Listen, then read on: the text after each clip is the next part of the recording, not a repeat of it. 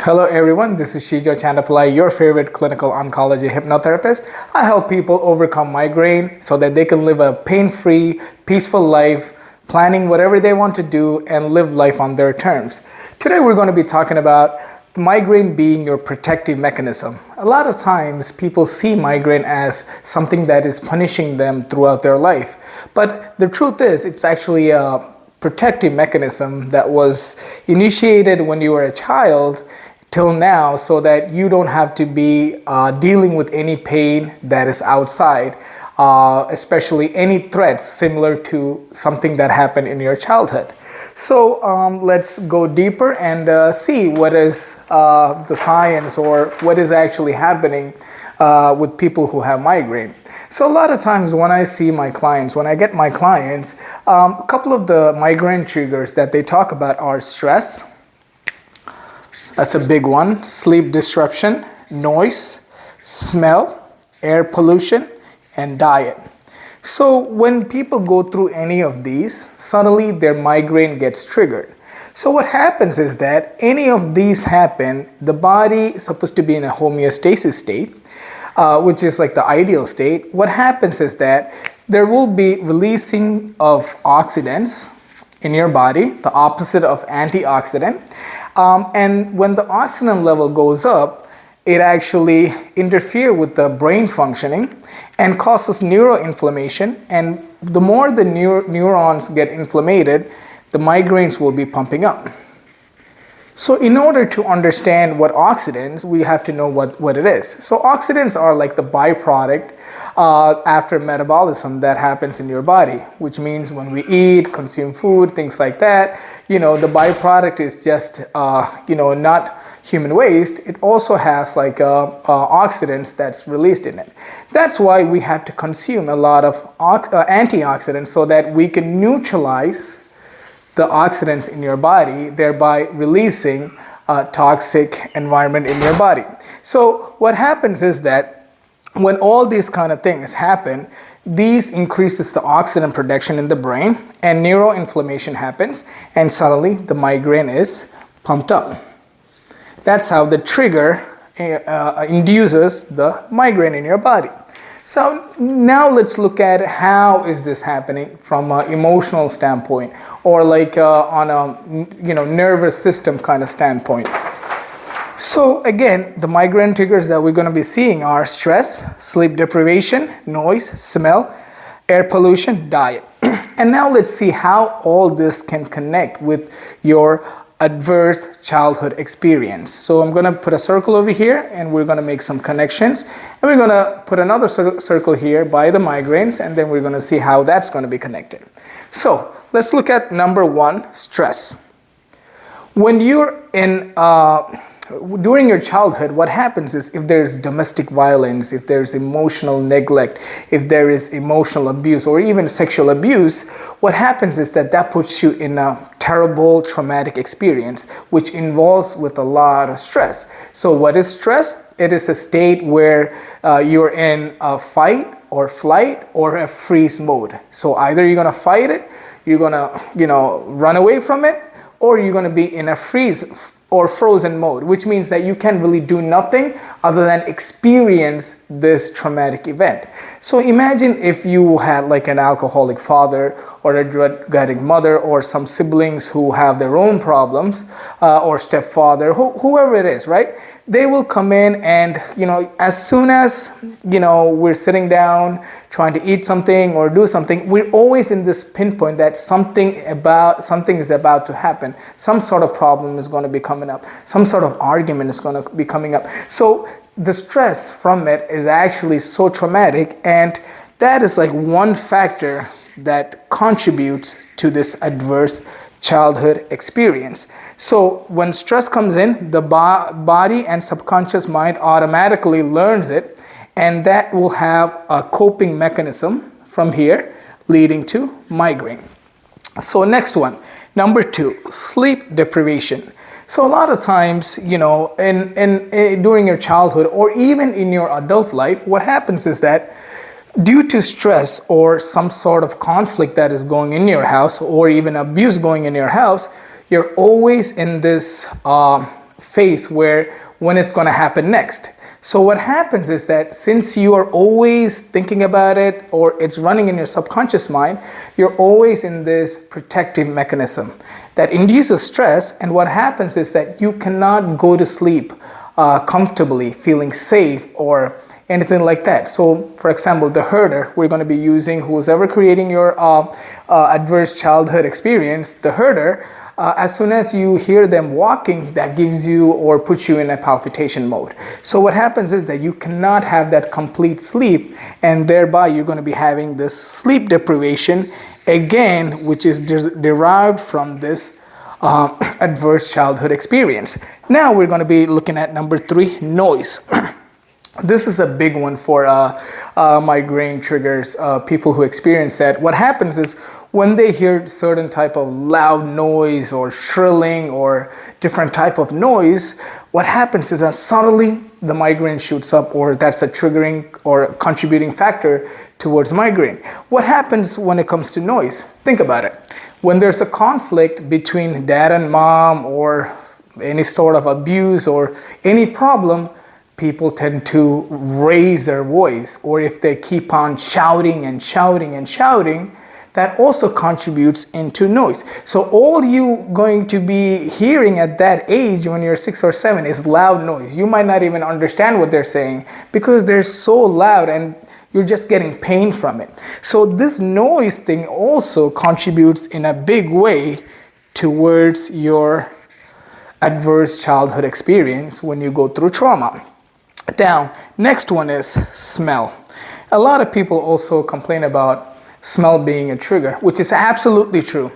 Think about the father or the mother or the uncle or the stepdad or big brother, if they were alcoholic, if they smoked a lot, or if they, if they were drug addicts, they light some up and or use something, the process for it or the smell of it. They always carry this smell on them. So when you have your traumatic childhood experience, the smell is also associated with it. It also comes with food. For example, maybe you're sitting down having a decent dinner with your family, and suddenly the problem happens. And that experience is also being associated with that smell. So what happens is that the mind and the body, subconscious mind, actually saves that experience with this response system. So what happens when that conflict happens? You go into hypersensitive response, and that actually triggers to migraine. So now we see the connection of smell. So, always the herder will have some sort of smell on them, or some sort of, maybe from alcohol or drugs or smoking, things like that. That also leads to that experience. So the experience is like a collection of data visually, smelling wise, noise wise, vocal wise, pain, things like that. It all adds up to this adverse child experience. Now we have air pollution. This is a common one when people get triggered when they're around smokers. Automatically, that's also, I don't have to explain it. It's the same process. The herder or whoever they were, associating at that childhood, they always gave them pain, and that smell or the pollution, less oxygen, like physical abuse, all of these kind of things attributed to the whole trauma. And now we see that being connected. Now, diet. As I was talking about, when you're about to sit down and eat, suddenly there was an angry person in your family come in, he knocks out the orange juice out, or things like that. Again, put you in a traumatic event, or maybe you had, parents who emotionally neglected you. Proper diet wasn't form of it, or it could be the opposite way. So when it comes to diet, when you don't have enough food, or if you have like a lot of food, or if you have some particular food, for example, you have Thanksgiving dinner, your dad and mom or some other uncle is there, you're about to eat food, and suddenly, right about you were going to get the cranberry sauce, something happened. And that cranberry sauce is going to be visually smell-wise, everything, every experience of that cranberry, sauce will be associated with that traumatic experience. And that will also trigger the migraine or anything like migraine in your body. So we can see that also connecting to the adverse childhood experience. So we can see all those kind of things actually connecting to migraine. And what happens is that this body and subconscious memory is also growing up with you from 6 to 10 to 70 or 80 or even 30, right? This memory is also in there, and all these kind of things is part of normal life. So what happens is all these kind of things is also stored here, which is also growing up with you.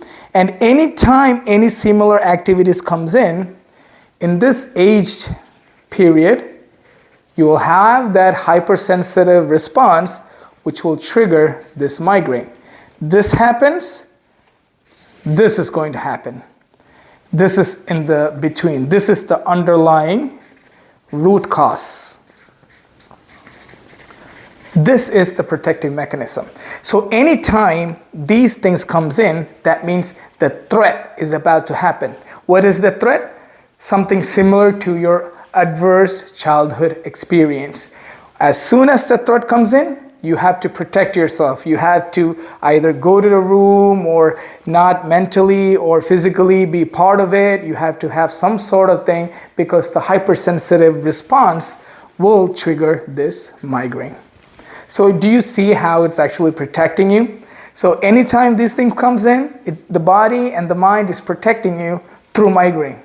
So you don't have to go through that again, so that you will be out of that loop. So this is the way that the migraine is actually protecting you. So obviously the question is, do we have to keep this migraine, or whether this is any benefit for us, right? Obviously this is intense pain. We do not need it. And the interesting fact is that we actually picked up this during the childhood. And you were about between 6 to 10, or maybe, for working people, who actually have like a work that they hate, or trauma related to work, that's a different story. You're about 30 or 25, you're 30, you're 70, you're much more bigger than that. You're much more greater than that. You're much more independent than that. You don't need to depend on that parents anymore, right?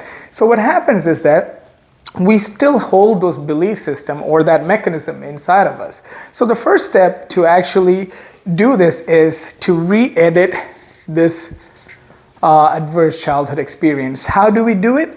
We make understanding of it. Okay, my body mechanism is due to these situations that happen in my life. You may not remember this in a conscious level.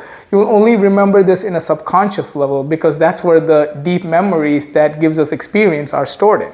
So, you make understanding in that. And the next step is delete and relearn the body and subconscious response memory related to this adverse childhood experience. So what we do is, like, now we teach the body and subconscious mind, you know what, this such and such happened, I'm not that person anymore. And we rewire the subconscious mind to respond differently when those threats happen. Stress, sleep deprivation, noise, smell, such and such, right? And then the next step is releasing and letting go of the childhood trauma. So whatever trauma that we had, we're going to make understanding with it. We're going to be dealing with the herder in a subconscious way. We're going to be, taking out that trauma. We're going to locate it, and then we're going to be releasing it. And that's what we do over here. And the next step is preventing these oxidant levels that are shooting up, which is actually creating the hypersensitive response and the neuroinflammation. So over here, we taught the body how to behave or how to respond instead of reacting, right? We do again through the body. Maybe we'll do like some sort of antioxidant diet. We teach the body not to have this hypersensitive response through certain exercises. And then, this will contribute towards the neuroinflammation. And then the last step is that we teach the mind, hey, listen, I know you were protecting me all these years. I don't need that protection, right? Because it's a software, think about it, right? You have a cell phone, you put in apps in it, right? The apps are running on the phone, constantly. Sometimes your battery drains off because of that. But until we, uninstall that app, it's always going to be there. It's the same thing when it comes to this hypersensitive response or migraine response in your body. This is a program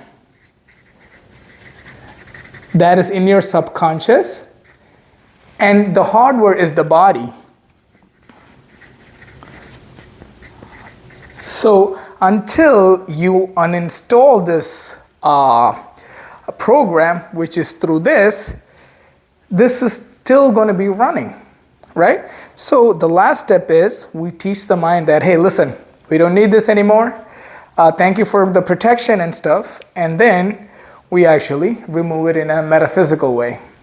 Because, the mind is the language that we talk, or let me put it this way, actually, emotion is the language that we talk to our mind and our body. Like machine code, there's a user, whoever's sitting in front of the computer, they type the English language that is converted into a machine code or machine language, right? And then the computer understands it. We have an operating system for that, right? So our emotion is actually the operating system, and we can communicate to the hardware, which is the body, through emotions, through the mind. So we teach the body to release the migraine so that we can live pain-free, beautiful, planned life where we keep on showing up and nothing's canceling our plans. So just to recap,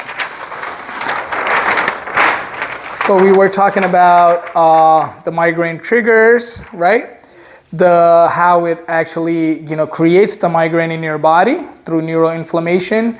You learned about oxidants. A lot of people are familiar with antioxidants, but oxidants are toxic material that is in your body from metabolism, and then we neutralize that with antioxidants, right? And then we understand the neuroinflammation and how migraines come up from triggers like stress, sleep disruption, noise, smell, air pollution, and diet. Now we took it in a deeper level. We connected how all these things connects to our adverse childhood experience or in your adult life related to work or the significant partner, things like that, right? We're going to be doing that on another video, what happens in your adult life. This is for people who had a bad childhood or an adverse childhood experience. So we connected to all that. We learned how the body and subconscious mind keeps the memory and has that hypersensitive response system called migraine, which is something that grows up with you from age of 6 to whatever age you are. And then we understood how to let go or how to redesign or rewire the whole mind and body so that you can actually let go of the migraine. So we edit the adverse childhood experience, we teach the body and subconscious mind, we rewire it, how to respond through the previous threats that we discussed, and then we release and let go of the trauma that we had in our childhood, and then we take care of the oxidant levels and create a new response, not hypersensitive response, a responding response so that it will lower the neuroinflammation. And then we learned about how to let go of that protective mechanism. So that concludes my video for today. I hope you guys had some understanding. If you have any questions, you know what to do. Leave the comments in the comments box below. Like and subscribe the channel, and if you guys have any questions, ask me, and I will see you guys in the next video. This is Shijo Chandapillai signing out. Thank you so much.